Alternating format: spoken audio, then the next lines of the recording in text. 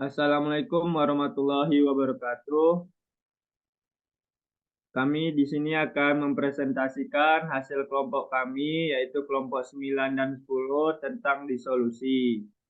Perkenalkan, nama saya Rasid Al-Mufti Daris dengan 22613070. Terus ada Nabila Sahdia 22613064. Ada Hilma Taskia Kamalian 22613065. Ada Syamas Hilmi Abdillah 22613066 dan Rifki Zikri Harfianza 22613227. Selanjutnya, ada teori. Disolusi adalah proses suatu zat solid memasuki pelarut untuk menghasilkan suatu larutan. Laju disolusi merupakan suatu keadaan apabila suatu sediaan obat masuk ke dalam saluran cerna, mengalami disintegrasi menjadi granul-granul, dan granul-granul ini mengalami pemecahan menjadi partikel-partikel halus. Setelah mengalami disintegrasi, partikel-partikel halus tersebut terdisolusi di saluran cerna di dalam tubuh. Efisiensi disolusi adalah parameter yang digunakan selama pengujian disolusi untuk menilai sejauh mana suatu produk obat mampu melepaskan zat obat ke dalam larutan dalam jangka waktu tertentu. Ini akan memberitahu Anda beberapa efisien formulasi dalam melepaskan bahan aktif.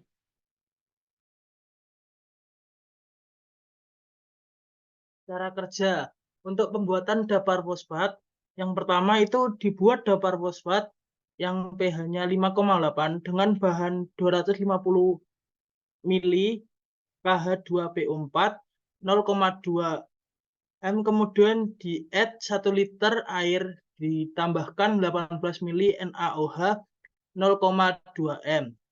Terus yang kedua, dipisahkan 250 larutan KH2PO4, kemudian ditambahkan 18 mili NaOH 0,2 M dan ditambahkan Aquades 1 liter. Terus selanjutnya diambil 100 mili larutan, kemudian dimasukkan ke tabung reaksi sebanyak 5 mili dan diberi label.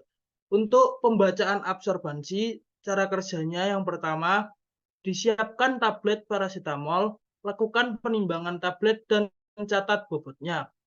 Yang kedua, lakukan pengujian disolusi menggunakan alat dissolution tester dengan tipe 2 medium disolusi dengan fosfat pH 5,8 dalam kurung 900 mili. Yang ketiga, dimasukkan medium ke dalam vessel, nyalakan alat, masukkan tablet ke dalam vessel. Yang keempat, dilakukan pengambilan sampel setiap 5 menit sebanyak 5 mili. Setiap kali pengambilan sebanyak 5 mili dapar fosfat dimasukkan ke vessel disolusi untuk mengganti medium yang diambil atau disampling. Yang kelima, dimasukkan medium ke dalam vessel, nyalakan alat, masukkan tablet ke dalam vessel. Yang keenam, dilakukan penentuan kadar zat aktif terdisolusi menggunakan spektrofotometer. Dan yang terakhir, dihitung persen terdisolusi dan efisiensi disolusi dan dari data yang diperoleh dan gambar grafiknya.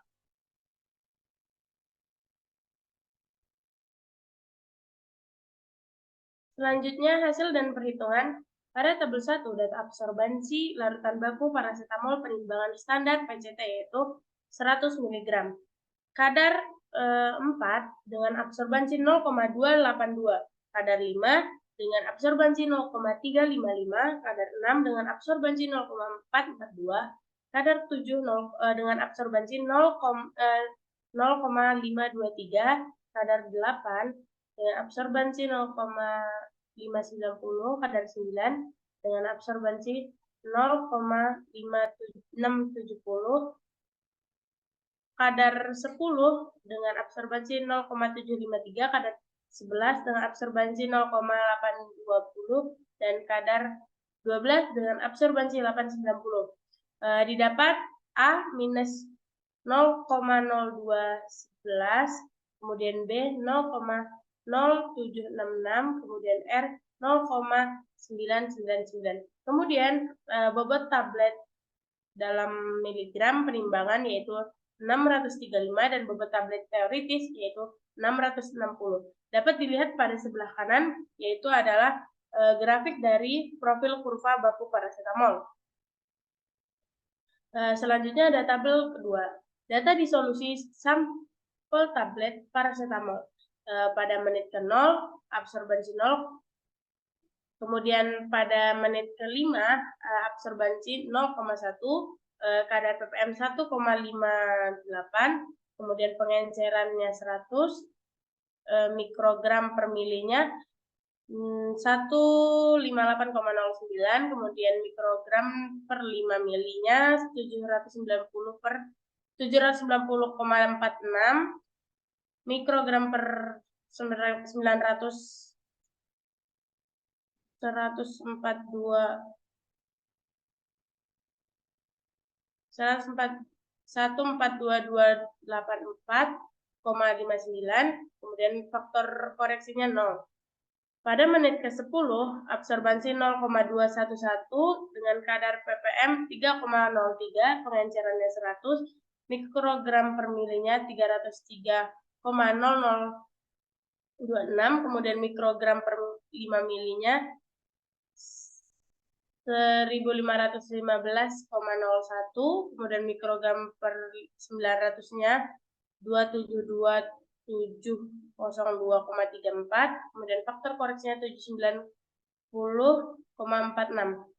Kemudian pada menit ke-15 dengan absorbansi 0,227 dengan kadar ppm 3,23 dengan pengenceran 100, mikrogram per milinya 323,89 dan mikrogram per milinya 1619,45, mikrogram per 900-nya 291.501,30, kemudian faktor koreksinya 2305,48. Kemudian pada menit ke-20 dengan absorbansi 0,285 dengan kadar ppm kadarnya 3,99, faktor pengencerannya 100 dan mikrogram per milinya 399,60. Mikrogram per 5 milinya 1998,04, kemudian mikrogram per 900-nya 3596,47,51, kemudian faktor koreksinya 3924,9347. Pada menit terakhir yaitu menit 30, didapat absorbansinya 0,291, kemudian kadarnya 4,0744, kemudian pengencerannya 100, mikrogram per milinya 407,44, kemudian mikrogram per 5 milinya 2037,206, kemudian mikrogram per 900 milinya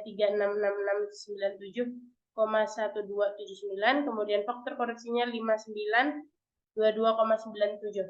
Dapat dilihat di grafik bawah yaitu profil disolusi tablet paracetamol.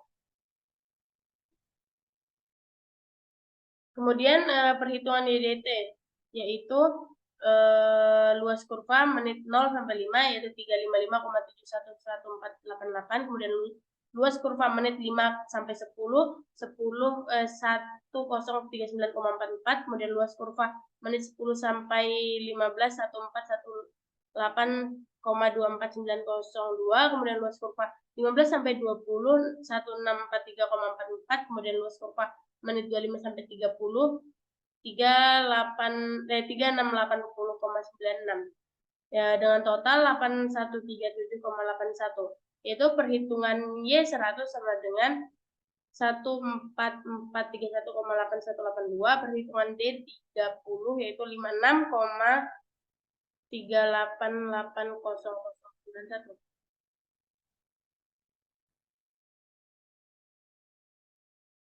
Selanjutnya, pembahasan yaitu uji disolusi merupakan suatu metode yang digunakan dalam pengembangan formulasi baru, memantau kualitas produk obat baru, menilai dampak potensial dari perubahan pasca persetujuan pada kasus signaling, keseimbangan energi tubuh, dan metabolisme glukosa, dan lemak. Uji disolusi terbanding dapat digunakan untuk memastikan kualitas dan sifat-sifat produk obat dengan perubahan minor dalam formulasi atau pembuatan setelah izin pemasaran. BPOM memberikan ketentuan untuk uji disolusi terbanding, yaitu dengan melihat nilai F2 atau faktor kemiripan antara produk uji dengan produk pembanding. Uji disolusi digunakan untuk uji bioavailabilitas secara in vitro karena hasil uji disolusi berhubungan dengan ketersediaan hayati obat dalam tubuh. Berdasarkan praktikum yang telah dilakukan, didapatkan hasil ED 56,38% yang dikatakan tidak baik karena masih jauh dari parameternya yaitu 100%. Hasil yang didapatkan dikatakan tidak baik dapat dipengaruhi oleh waktu saat pengambilan sampel tidak tepat pada waktunya dan juga dapat terjadi karena adanya kontaminasi dari zat asing.